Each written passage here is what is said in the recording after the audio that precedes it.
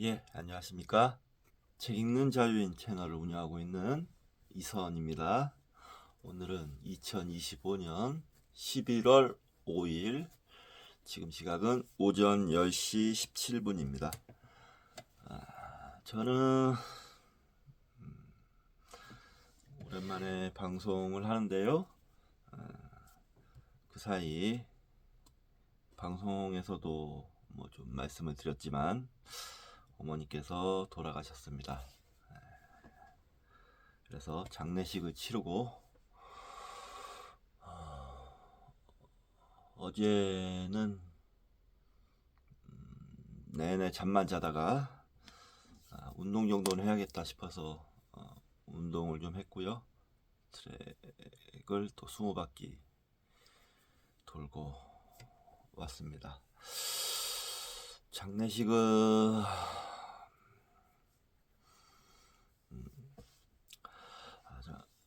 많은 분들이 찾아와 주셔서 정말 위로해 주시고 마음 보태 주시고 해 주셔서 무사히 끝낼 수 있었고, 그런 모든 게 너무너무 감사하다고 생각하고 있습니다. 정말 감사드립니다. 예. 어떤 식으로든 마음을 보태주셔서 큰 일을 잘 치렀고요.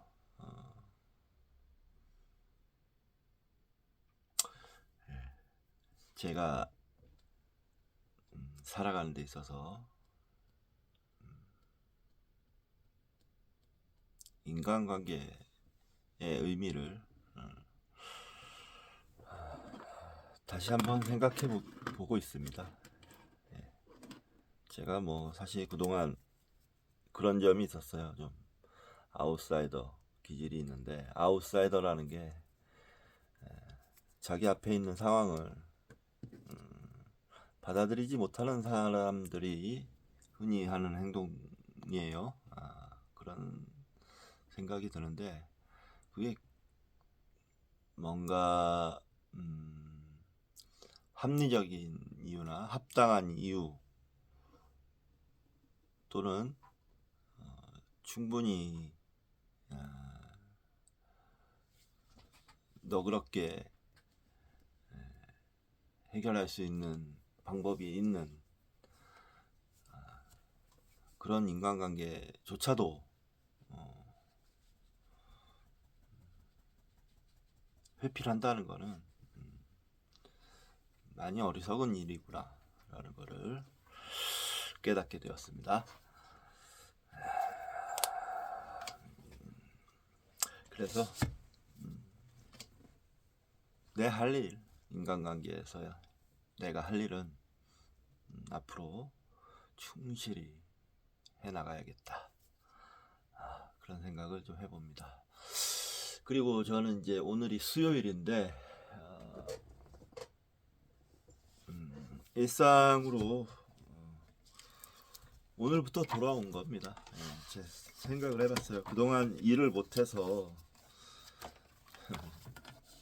뭐 또 좀 경제적으로 좀 힘들지 않을까? 그래서 좀 일을 더 해야 되는 게 아닌가? 그런 생각을 했는데 아닙니다. 그냥 하던 대로, 하기로 했던 대로 주 4일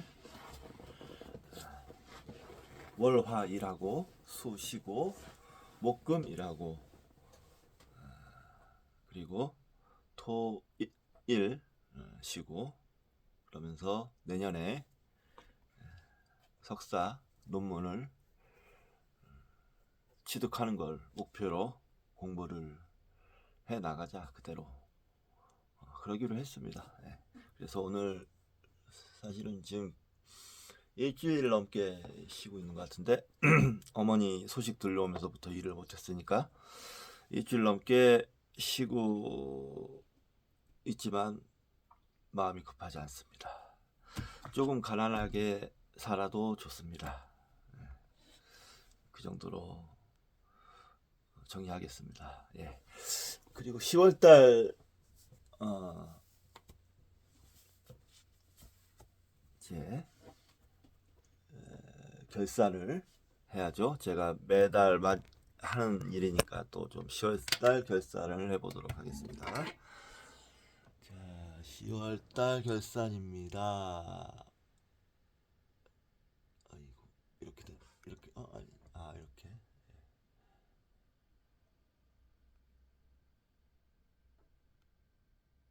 됐네요. 예. 공부가 41번, 일이 14번, 참선 9번, 운동 19번, 영화 강의 7번. 이렇게 돼 있네요.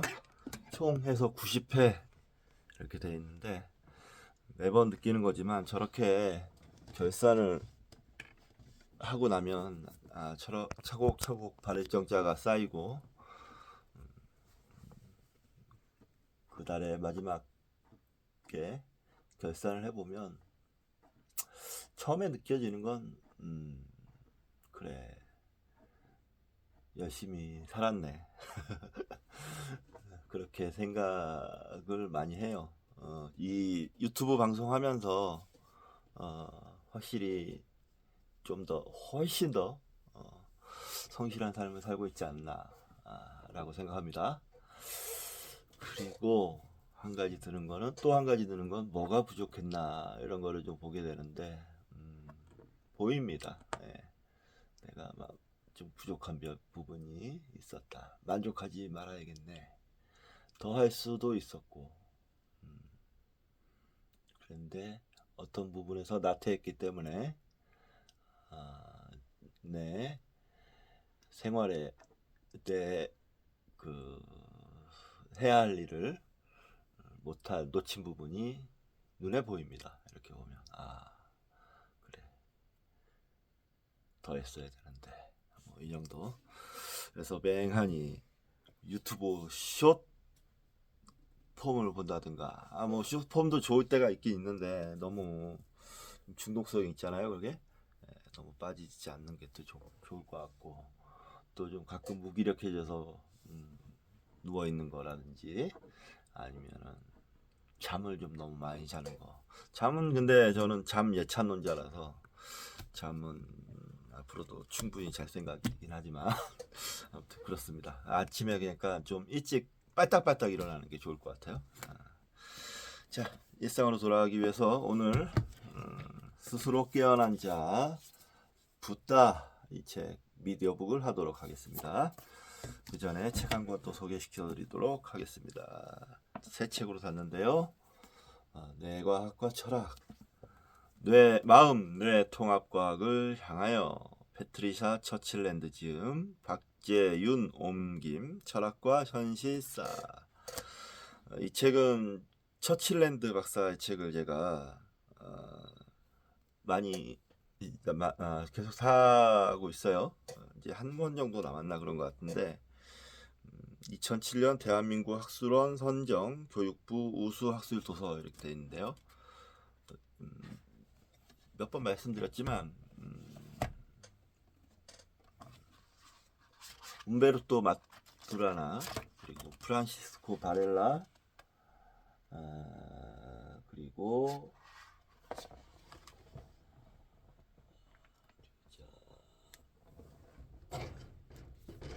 에반 톰슨 에 더해서 이 패트리샤 처칠랜드 이분은 저 세 분과 뭐 협력 관계에 있었겠지만 독자적인 학문을 하셨던 것 같아요. 아무튼 이 네 분의 공부가 한참 무르익고, 박사과정에 박사 학위를 노려볼 때쯤 이 정도 이분들의 학문 수준에 들어가야 되지 않나 그렇게 생각을 하고 있습니다. 이 책도 절판될까봐 샀어요. 2006년에 나왔는데 아직도 절판이 안 됐더라고요. 그래서 조만간 절판이 되겠구나 해서 얼른 샀습니다. 네. 그런 생각을 갖고 있어요. 그래서 뭐 공부는 참 시간이 부족해요. 길게 보면. 그런데 또 불구하고 시간 부족한 건 부족한 거고, 그건 뭐 난 모르겠습니다만, 저는 모르겠습니다만, 앞으로 내가 가야 할 방향은 정해져 있기 때문에 무조건 가는 겁니다. 가다가 안 되면 내 능력 부족이고 팔자가 그런 거고, 되면 다행이고. 근데 그 과정이 너무너무 즐겁습니다. 공부한다는 게 가슴이 뛸 정도예요. 어떻게 공부해야지 뭐 이렇게 생각을 하고 있는데, 실천을 한참 못 따라가지만 그래도 그렇게 계획 짜고 생각을 하고 있으면 가슴이 막 뜁니다. 내가 이렇게 공부하고 나중에 이제 죽을 때가 되면 후회하지 않을 텐데, 얼른 그래서 부지런히 해야 되겠다, 이런 생각을 하곤 합니다. 자, 이 차례 목차 읽어드리겠습니다. 뇌과학과 철학 차례. 서문 제1부 기초신경과학 제1장 신경계 과학의 역사적 개요 제2장 현대 유런 이론. 각 장이 한 권의 논문식으로 되어 있네요. 아주 유용할 것 같습니다. 이 논문식으로 되어 있는 거는 좀 한번 소제목도 읽어봐야겠습니다. 자, 현대 유런 이론 1. 서론 2. 신경계의 세포 구성 요소 3. 유런이 어떻게 작동하는가 4. 신경 전달 물질과 그 밖의 신경 화학 물질.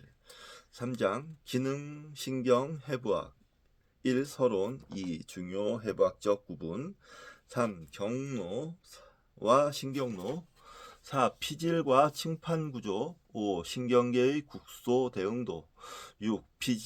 수직 피질 원주 7. 유런 발달 8. 무척추 동물에 관련해서 한마디 9. 결론. 어찔어찔하죠? 무슨 말을 하는지도 모르겠습니다. 저도 솔직히. 알고 있는 건 뭐 피질, 뭐 유런, 뭐 무척추 동물 이 정도인데,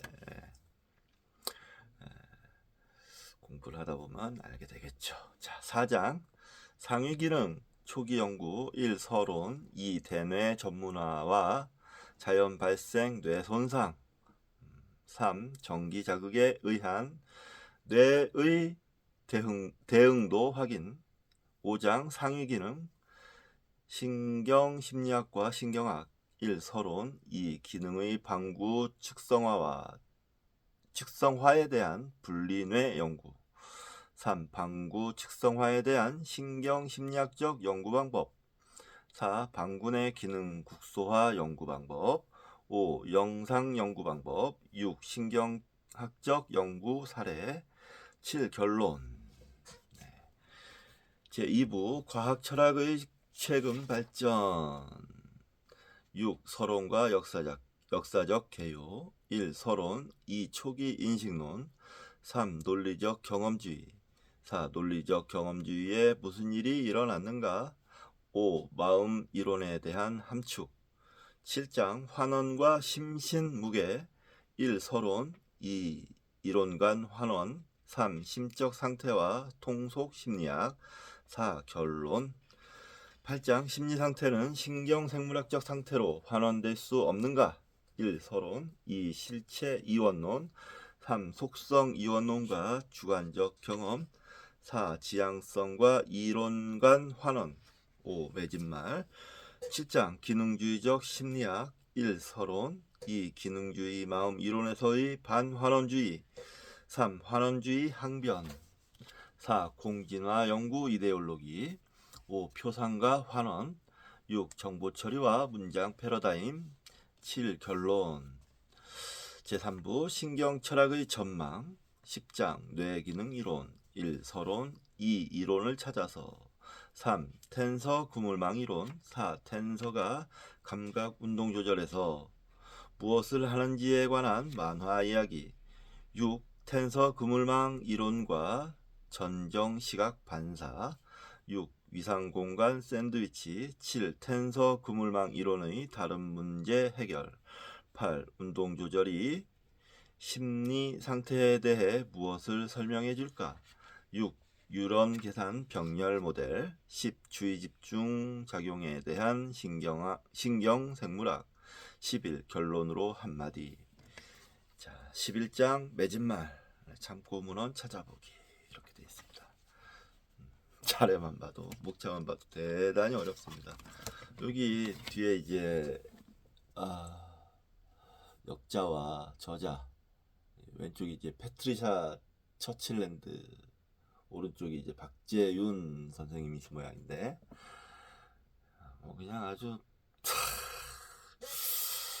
대단한 본인으로 보입니다. 딱 보기에도 뭐 그냥 눈에서 굉장한 에너지가 느껴지네요. 참 세상에는 대단하신 분들이 많은 것 같다 생각하면서 저는 그런 것과 별 없이 제 삶을 열심히 살아가도록 하겠습니다. 자, 저기 지금 차를 한 잔 마셔야 될 것 같아요. 목이 좀 타니까 잠깐만 자리를 비우겠습니다.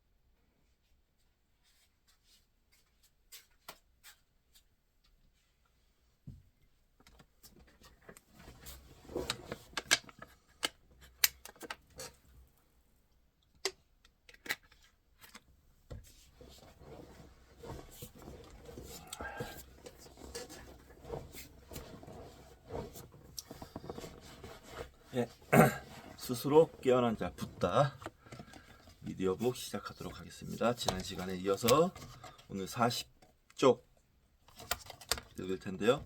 좀 지난 시간에 뒷부분을 좀 읽어야 내용이 좀 이어지니까요.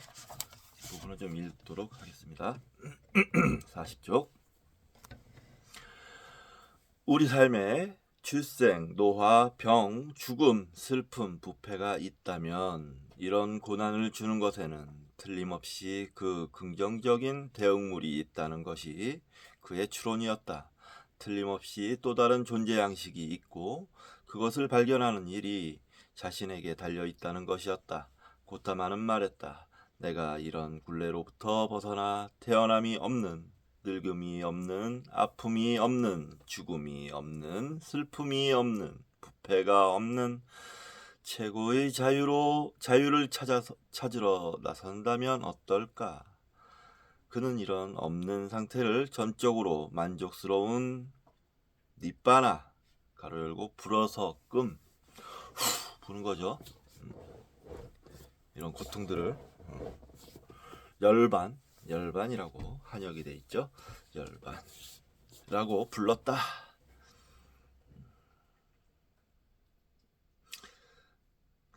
여기서 다 없다 이렇게 되는데 결국엔 고통이 없다는 거예요. 고통이 없다. 고타마는 마치 우리가 불을 끄듯이 인간에게 그렇게 큰 고통을 안겨주는 정열, 애착, 망상을 끌 수 있다고 확신했다. 니바나를 얻은 것은 열이 났다가 회복될 때 우리가 경험하는 서늘함과 비슷할 것이다.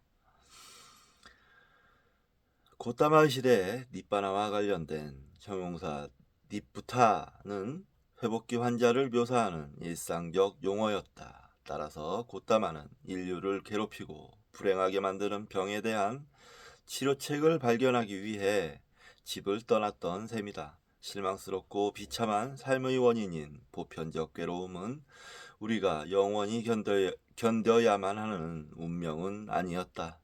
우리의 삶이 현재 뒤틀려 있다면 원형의 법칙에 따라 우연적이거나 불완전하거나 더덥지 않은 또 다른 형태의 삶이 있음에 틀림없었다.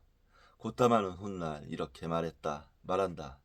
보통의 방식으로 태어나지 않은 뭔가가 있다. 그것은 창조된 것도 아니고 언제까지 훼손되지도 않는다. 만일 그것이 존재하지 않는다면 출구를 찾는 것은 불가능할 것이다.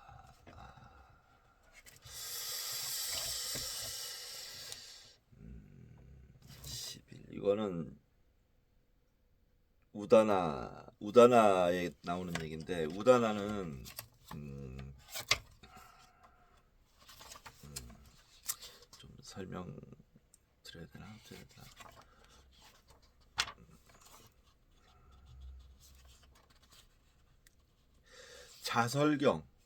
자설경이라고 해서 부처님 초기 가르침을 좀 모아놓은 거예요. 우다나는. 그래서 쿠타카니까야 이제 제가 그 필사를 하고 있는 수다니빠따가 쿠타카니까야인데 그 쿠타카니까야가 대부분 초기 경전들로 이루어져 있거든요. 그래서 부처님 말씀을 짤막짤막하게 모아놓은 경전들이 많아요. 그런 형식으로 봤을 때도 이거는 불교의 초기 경전인 것 같다라고 추측이 되는 문헌들입니다. 그런데 여기서 중요한 대목은 부처님께서 뭔가 추측하는 듯한 말씀을 하시는 거예요. 보통의 방식으로 태어나지 않는 뭔가가 있다. 그것은 창조된 것도 아니며 언제까지나 훼손되지도 않는다. 만일 그것이 존재하지 않는다면 출구를 찾는 것은 불가능할 것이다. 이거를 추측하는 말씀으로 하신 건 아닐 겁니다. 왜냐하면 가르침을 설한 것이기 때문에 너희가 추측해봐라. 너희가 그게 뭔지 알아봐라. 이겁니다. 이런 부분은 대승경전과도 굉장히 관련이 깊어요. 형이상학적인 어떤 얘기를 하는 것 같은 느낌이 초기 경전에서는 흔치 않는 그런 이미지인데 대승경전에서는 아마 이거를 공이라고 말할 겁니다. 네. 정확히 사실은 지정해서 도구마로 삼을 수는 없지만 그냥 굳이 말한다면 공이라고 할 겁니다. 그렇게 생각됩니다. 여러분들도 혹시 궁금하시면 찾아보십시오. 뭔가가 있다고 합니다. 그거를 부처님께서는 뭔가가 있다. 내가 알려준 대로 수행을 하면 알게 될 거야. 이러고 평생을 가르침을 설하신 거죠. 그 뭔가가 뭐냐? 봅시다. 현대인이라면 이런 순진한 낙관주의에 웃음을 지을지도 모른다. 또 영원한 원형의 신화를 전혀 믿을 수 없는 것으로 간주할지도 모른다. 고타마는 이에 대해 자신이 실제로 탈출구를 발견했으며 따라서 니바나는 존재한다고 주장할 것이다. 그러나 그는 다른 많은 종교인들과는 달리 이런 만병통치약이 초자연적인 것이라고 생각하지 않았다.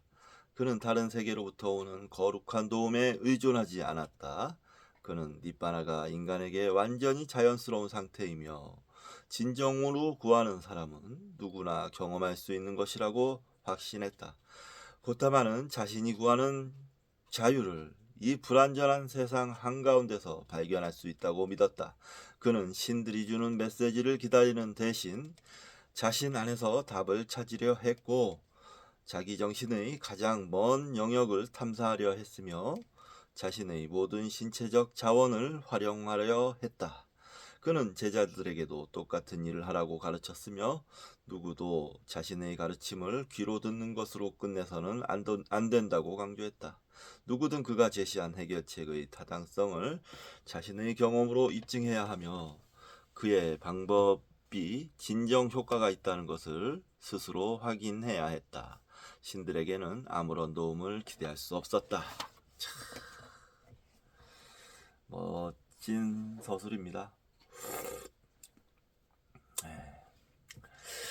이분이 서양학자지만 서양학자라고 얕보면 큰 코 다칩니다.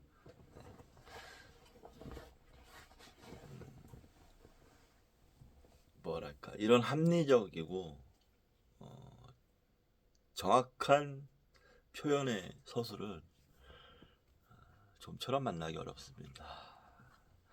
물론 우리 한국의 스님이나 학자분들도 잘하세요. 잘하시는데 이런 것도 서양인의 이런 방법도 우리가 주의 깊게 공부해야 되지 않을까 생각합니다. 이건 체크를 해야겠습니다.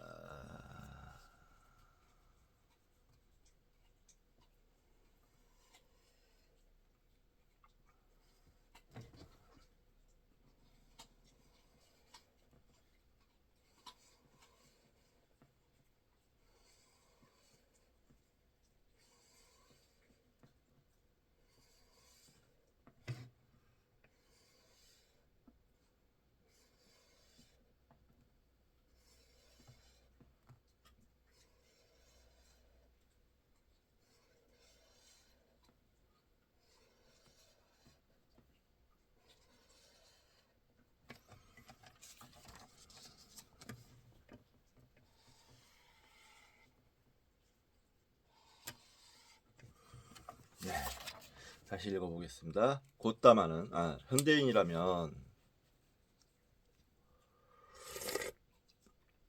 이런 순진한 낙관주의에 웃음을 지을지도 모른다. 또 영원한 원형의 신화를 전혀 믿을 수 없는 것으로 간주할지도 모른다. 고따마는 이에 대해 자신이 실제로 탈출구를 발견했으며 따라서 니바나는 존재한다고 주장할 것이다. 그러나 그는 다른 많은 종교인들과는 달리 이런 만병통치약이 초자연적인 것이라고 생각하지 않았다. 그는 다른 세계로부터 오는 거룩한 도움에 의존하지 않았다. 그는 니바나가 인간에게 완전히 자연스러운 상태이며 진정으로 구하는 사람은 누구나 경험할 수 있는 것이라고 확신했다. 고타마는 자신이 구하는 자유를 이 불완전한 세상 한가운데서 발견할 수 있다고 믿었다. 그는 신들이 주는 메시지를 기다리는 대신 자신 안에서 답을 찾으려 했고 자기 정신의 가장 먼 영역을 탐사하려 했으며 자신의 모든 신체적 자원을 활용하려 했다. 그는 제자들에게도 똑같은 일을 하라고 가르쳤으며 누구도 자신의 가르침을 귀로 듣는 것으로 끝내서는 안 된다고 강조했다. 누구든 그가 제시한 해결책의 타당성을 자신의 경험으로 입증하며 그의 방법이 진정 효과가 있는 것을 스스로 확인해야 했다. 신들에게서는 아무런 도움을 기대할 수 없었다. 제가 수타니 빠따와 도마복음 비교 연구가 논문의 주제인데요. 도마복음에 보면 이런 그러니까 자세라고 해야 될까요? 이런 시각, 이런 입장, 이런 게 보입니다. 도마복음에서 찾을 수 있습니다. 따라서 도마복음은 기존의 성경들과는 결이 다릅니다. 결이 다릅니다. 정확히 지금 이렇게 말하는 이 고타마 시타르타 부처님을 표현하는 이런 양식이 도마복음에 보입니다. 그걸 연구하는 게 지금 제 주제입니다. 왜 연구하냐? 의미가 있겠죠. 넘어가겠습니다. 고타마는 신들이 존재한다고 믿었지만 신들에게 별 관심은 가지지 않았다. 예, 그렇습니다. 경전 읽어보면 신들이 막 가르침을 구하러 내려와요. 그럼 부처님께서 그냥 가르쳐 주고 맙니다. 오히려 인간들에게 좀 더 관심을 가지고 계셨던 것 같아요. 왜냐하면 신들은 먹고 살만 하지 않습니까?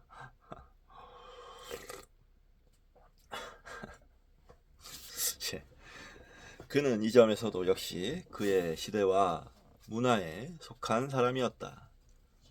인도 사람들은 예전부터 신들을 섬겼다. 인드라는 전쟁의 신이었고 바루나는 신들의 질서의 수호자였고 아그니는 불의 신이었다. 여기서 눈에 띄는 거는 신들의 질서를 수호한다는 거. 여기서 질서라는 건 기득권이라는 뜻이거든요. 기득권.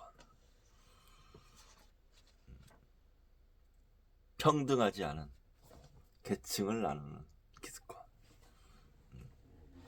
이 질서를 깨는 자들은 무시무시한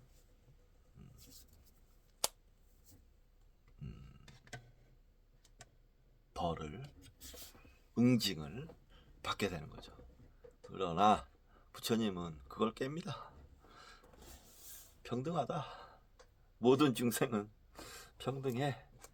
다 윤회라는 착각에 빠져 살고 있고 열반하지 못하는 이상 신이든 지옥 중생이든 똑같다. 운명이 똑같으니까요. 그렇게 보신 거예요. 큰 넓은 시각에서 보면 그렇게 보이셨겠죠. 그러니까 기존 종교들은 결국 기득권을 공고화하기 위해서 만든 어떤 제도 같은 겁니다. 그런데 그 제도는 착각인 거죠. 착각. 실체가 없어요. 착각. 거기에 이제 온 인류의 사람들이 갇혀서 사는 겁니다. 그 얘기를 꼭 하고 싶었어요. 그러나 기원전 6세기 무렵 이 신들은 가장 사려 깊은 사람들에 의해 종교적 의식으로부터 멀어지기 시작했다. 이렇게 인도가 좀 더 종교적으로는 앞섰어요. 앞섰습니다. 종교가 무르익으면 반드시 이런 돌파구가 생깁니다. 뭐랄까, 초월. 기존의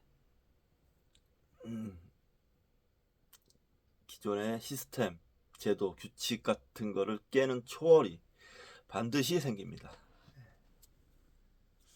그런 면에서 인도가 앞섰다. 종교적으로. 그들은 이런 신들을 무가치한 존재로 여기지는 않았지만 섬기는 대상으로는 불만족스럽게 여겼다. 사람들은 점차 신들이 그들에게 진정한 실질적 도움을 줄 수 없음을 깨닫게 되었다. 그렇죠. 근데 인도 사람들은 어리석게도 자기들이 무슨 제의나 뭐 주문이나 이런 걸로 신을 또 자기들이 조정할 수 있다고, 컨트롤할 수 있다고 생각했어요. 좀 어리석은 쪽으로 초월한 겁니다. 그건 결국에는 초월이 아니지. 결국에는 그 안에 이상한 쪽으로 갇혀가지고 이상하게 변질이 되는 거죠. 예. 그걸 또 사람들은 대단하다고, 위대하다고, 아 이런 위대한 분 그러면서 살고 있었던 겁니다. 사람들은 점차 신들이 그러게 했고요. 신을 기르는 희생제의로는 사람들의 비참한 상태가 완화되지 않았고, 사람들은 점차 자신에게만 의지해야 한다는 쪽으로 마음을 굳히게 되었다. 그들은 우주는 비인격적인 법칙이 지배하며 신들조차 그 법칙에 종속된다고 믿었다. 그러니까요. 신들은 고따마에게 니바나에 이르는 길을 보여줄 수 없었다. 그는 자신의 노력에 의존해야 했다. 따라서 니바나는 믿는 사람이 죽은 뒤에 가게 되는 기독교의 천국 같은 곳이 아니었다.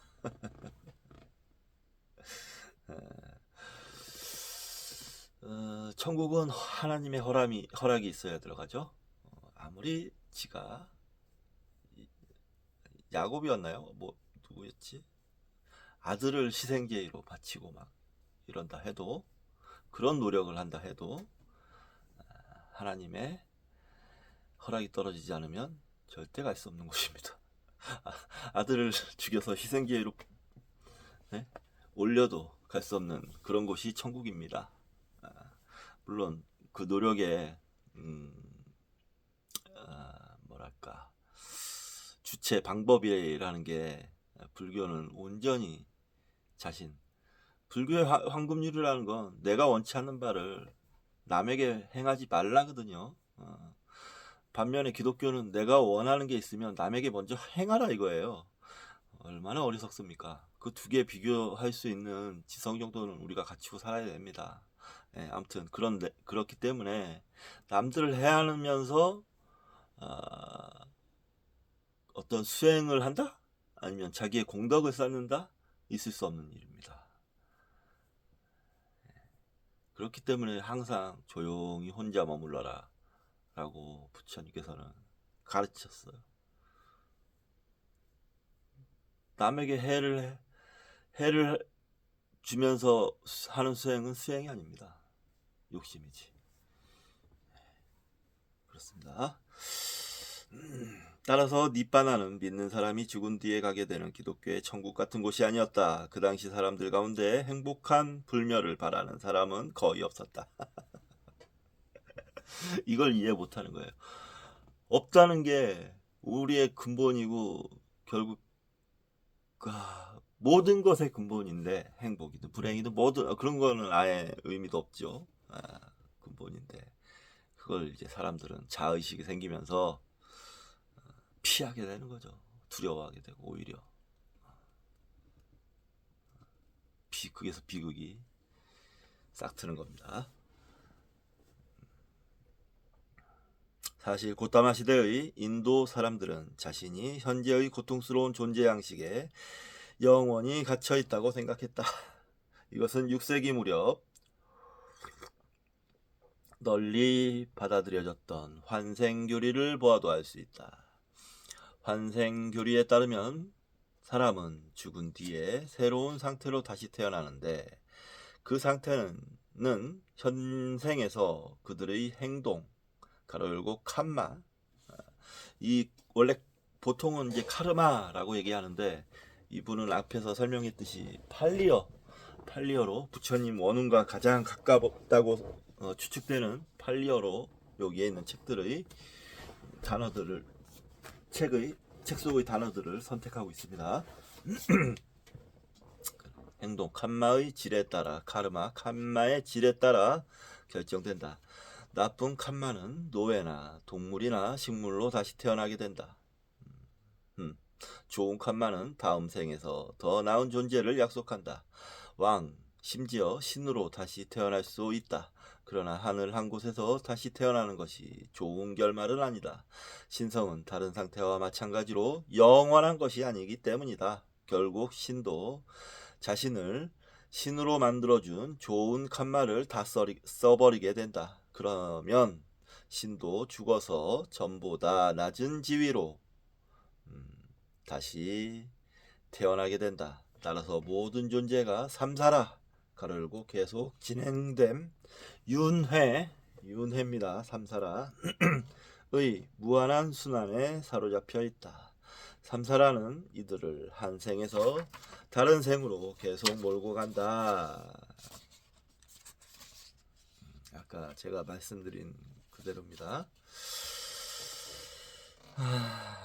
근데 결국에는 저는 뭐 그렇게 생각합니다. 뭐 이거를 아주 깊이 생각하거나 연구하고 싶은 생각은 없어요. 그러나 뭐 한마디 좀 표현을 하자면 부처님께서는 윤회를 그냥 방편으로 이야기하시고 강조하신 겁니다. 윤회를 강조하시긴 했어요, 분명히. 하지만 방편입니다. 방편. 뭐 불교하면 윤회 이렇게 생각하는 거 있는데 아닙니다. 불교는 윤회랑 아무런 관계가 없다고 설명하는 것이 불교인데 불교하면 윤회라고 하니 미치고 발딱 뛰겠죠. 미치고 발딱 뛰는 거죠. 근데 그게 또 불교 내에 자리 잡아서 제사도 올리고 뭐 여러 가지 문화적 장치가 마련되는데 썩 좋아 보이진 않습니다. 저는 개인적으로 썩 좋아 보이진 않는데 방편으로 인정은 한다. 방편으로.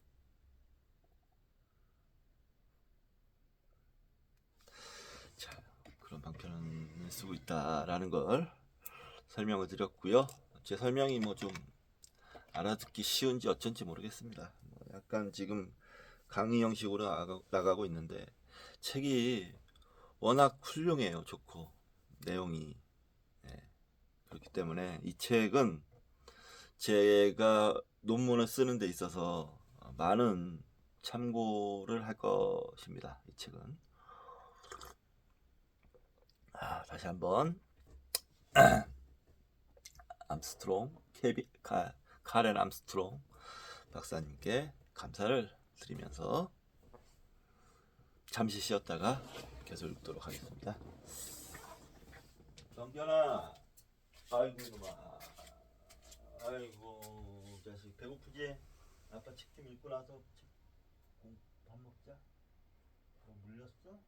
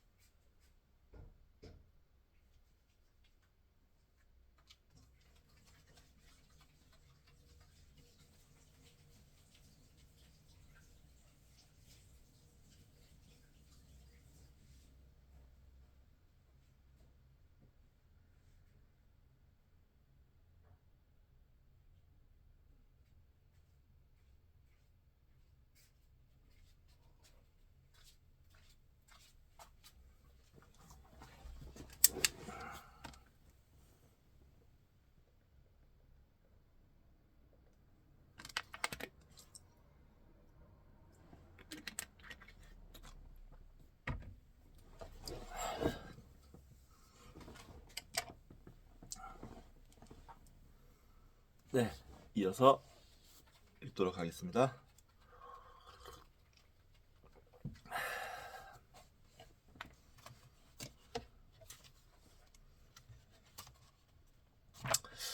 이 같은 이론은 외부인에게는 괴상망측하게 보일지 모른다.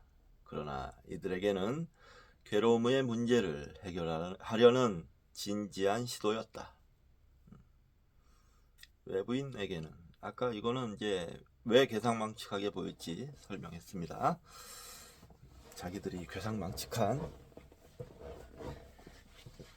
시스템, 제도를 만들었기 때문에 괴상망측하게 보고 있는 거죠. 그러나 이들에게는 괴로움의 문제를 해결하려는 진지한 시도였다. 어찌 보면 인간의 운명을 인격화된 신, 가로 열고, 이 신은 악한 자들이 번창하도록 잘 돌보아주는 것처럼 보이기도 한다. 가로 닫고, 신의 변덕스러운 결정 탓으로 돌리는 것보다는 이것이 본질적으로 더 만족스럽게 느껴질 수도 있다. 칸마의 법칙은 모두에게 차별 없이 공정하게 적용되는 완전히 비인격적인 장치이다. 그러나 거듭해서 삶을 살아야 한다는 생각 때문에 고타마는 인도 북부의 대부분의 사람들과 마찬가지로 커다란 공포를 느꼈다. 어쩌면 이것은 이해하기 어려울지도 모르겠다. 오늘날 많은 사람들은 우리 삶이 너무 짧다고 생각하며 다시 살 수 있는 기회가 생긴다면 반가워할 것이기 때문이다.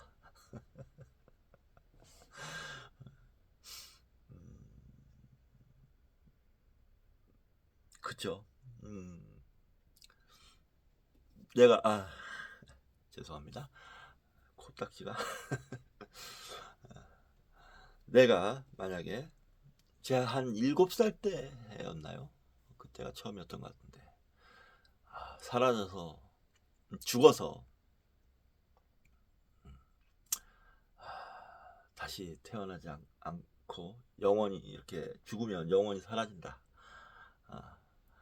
이런 생각에 이불 속에서 아이고 코딱지가 보기 싫게 죄송합니다. 중요한 얘기를 하고 있는데 코딱지가 방해를 하고 있어. 자, 그런 생각에 이불 속에서 몸서리를 친 적이 있어요. 너무너무 두렵더라고요. 사라지면 영원히 없어진다. 막 몸서리가 쳐졌어요. 대부분의 사람들이 그렇습니다.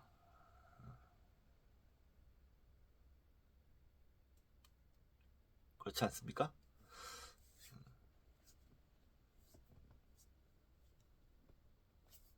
무섭죠, 사실은. 무섭지만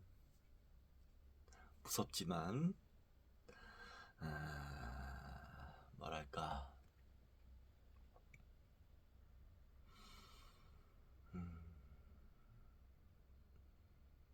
어려운 문제입니다. 어려운 문제인데 무섭지만 그것을 무섭다고 피하면 안 됩니다.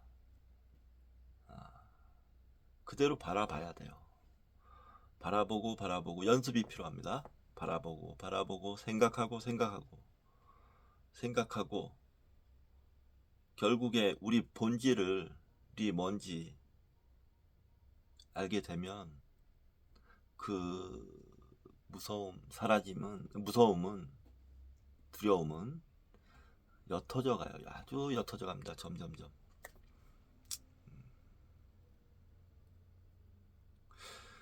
그 옅어져 가서 결국엔 완전히 받아들인다 라고 표현하겠습니다. 받아들인다. 무가 최고의 상태다 라는 것까지 깨닫게 되면 그때가 이제 열반입니다. 저도 말은 이렇게 하지만 몰라요. 거기까지는 못 갔습니다.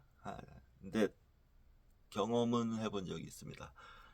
한때 한림사에서 수행하던 기간이 있었는데 참선 시간에 묘한 경험을 했어요. 그 경험은 뭐 어떻게 말로 설명할 수 없고 그냥 뭐 표현하자면 없다 이건데 그냥 그게서 엄청난 시원함 희열이 느껴지더라고요. 구체적으로 좀 더 말씀드리면 수행 시작하면서 딱 눈을 감고 자리에 앉았는데 그 다음에 또 딱 하면서 끝나는 소리가 들려요.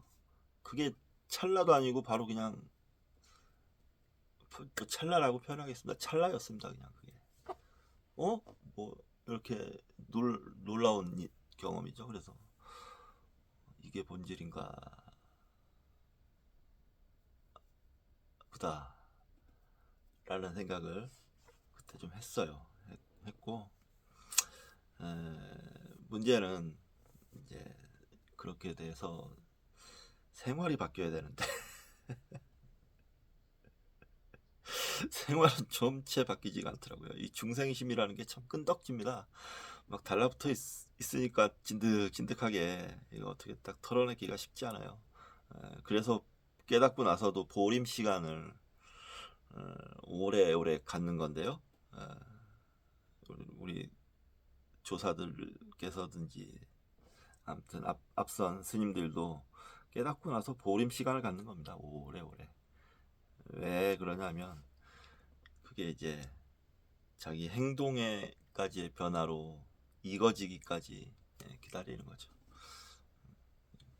그게 이제 저처럼 좀 많이 부족한 사람은 오래오래 걸리고 뭔가 수행을 정말 똑바로 하신 분들은 금방 바뀝니다. 예. 저는 그래서 오래오래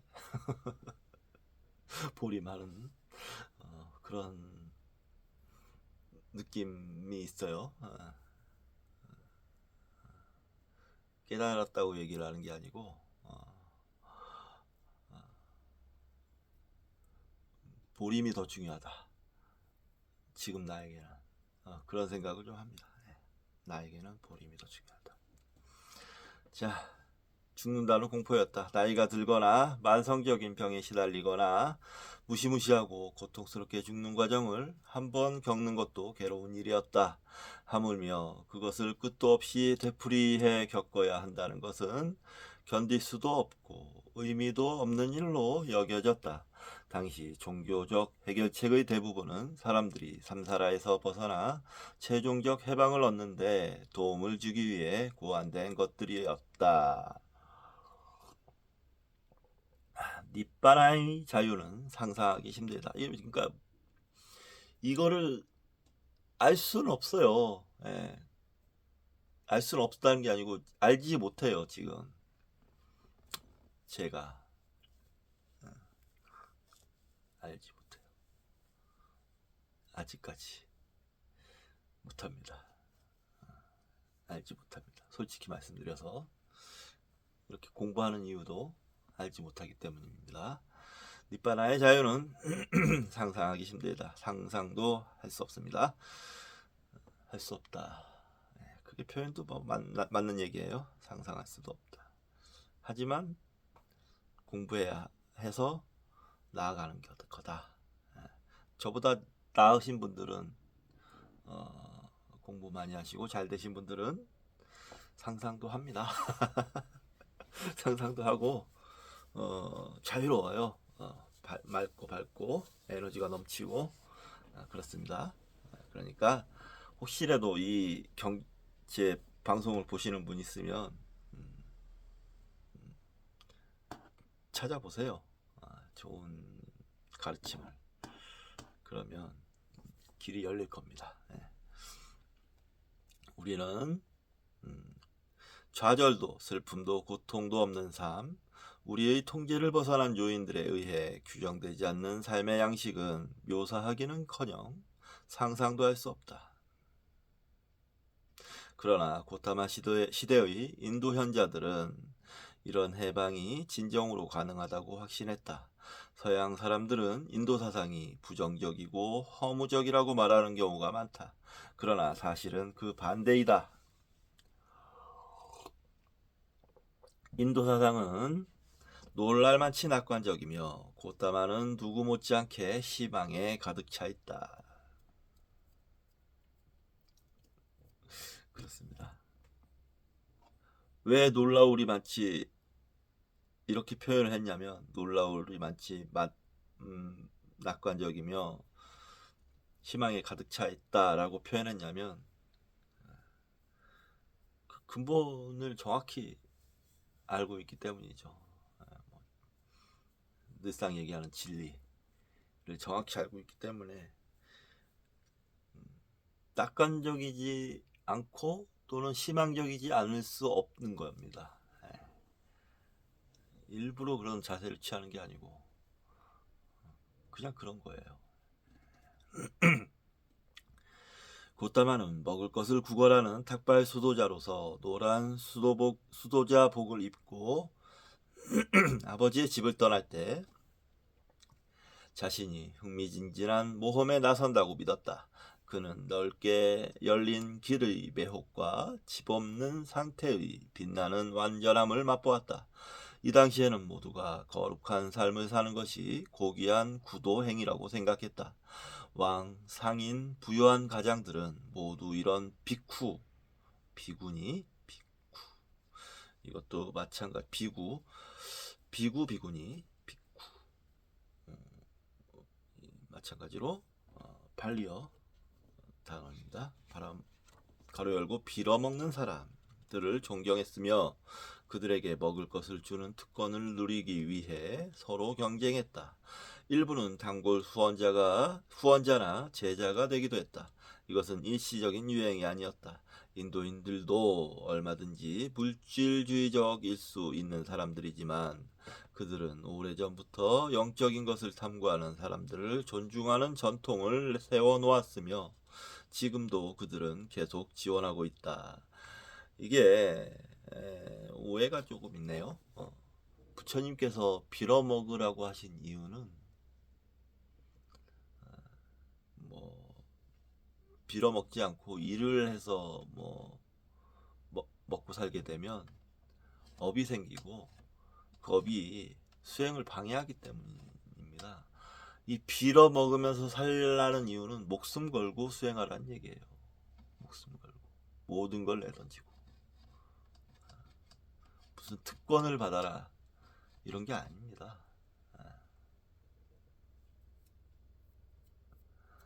듣기로는 불교가 부처님 제세 시에도 불교에 여러 문제가 생기면 인심이 돌아서서 탁발이 전혀 안 됐던 때가 있었다고 해요. 굉장히 위기 상황을 맞고 2주 동안이나 탁발을 하나도 못했다 이런 식의 기록도 있다고 해요. 저 자세한지 어쩐지 모르겠지만 얘기는 들었습니다.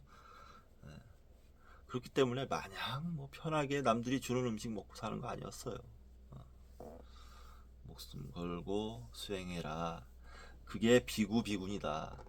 이제 우바이는 제가 신도들인데 우바이는 비구니를 지원해야 할 의무가 있다. 이렇게 해놓으신 겁니다. 기원전 6세기 말 겐지스강 주변 지역에는 특별히 긴박한 분위기가 감돌았다. 사람들은 세상을 등진 사람들을 허약한 낙오자로 보지 않았다. 이 지역 사람들은 영적 위기를 겪고 있었다. 고타마가 겪었던 환멸과 아노미는 공포죠. 환멸과 공포는 널리 퍼져 있었으며 사람들은 새로운 종교적 해법이 필요하다는 것을 절실하게 느끼고 있었다. 따라서 수도자는 사람들에게 도움을 줄 수 있는 탐구에 나섰으며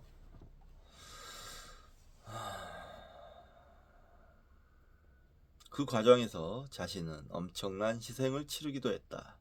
고따마는 힘, 에너지, 정복 등을 나타내는 영웅적인 이미지로 묘사되는 경우가 많다. 그는 사자, 호랑이, 성난, 코끼리에 비유된다. 젊은 시절 그는 정예부대나 코끼리 무리를 이끌 능력을 갖춘 잘생긴 귀족이었다. 고따마 시다르타께서는 왕족이셨죠. 수다니빠따에 나오는 얘기를. 수다니빠따 이제 귀족이었는데 제가 이제 그 지금 필사하는 그 대목에 빈비사라 왕이 수행하고 있는 고따마 시다르타를 찾아와서 어디에서 왔냐 그랬더니 저쪽 사카지 쪽에서 온 왕자다 이렇게 소개하는 장면이 있죠. 사람들은 굴욕주의자를 선구자로 여겼다. 그들은 괴로워하는 사람들에게 구원을 주기 위해 영의 영역을 탐험하고 있었다. 널리 퍼진 불안 때문에 많은 사람들이 붓다를 갈망했다. 붓다는 깨달은 자, 인간 최대의 잠재력에 눈뜬 자로서 갑자기 낯설고 황폐하게 느껴지는 사람에게 세상에서 사람들이 평화를 찾도록 도와줄 터였다. 네. 여기까지 일단